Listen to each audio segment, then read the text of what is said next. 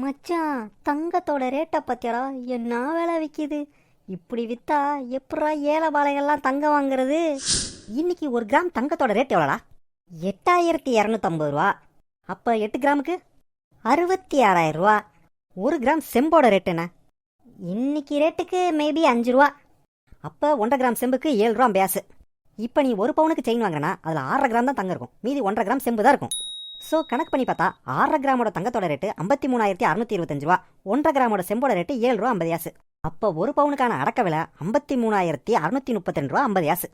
இதை 8 கிராம் தங்கத்தோட ரேட்டான 66,000 கழிச்சோம்னா லாபம் மட்டுமே 12,367 ரூபா 50 காசு ஒரு பவுனுக்கு. அப்புறம் நகை செய்கிறப்ப கண்டிப்பாக சேதாரம் இருக்கும். அது மினிமமாக 1.5 கிராம்னு வச்சா கூட அதோட மதிப்பு 12,375 ரூபா. டோட்டலாக 24,742 ரூபா 50 காசு ஒரு பவுனுக்கு மட்டும் லாபம். மச்சான், தலை சுத்துதுடா.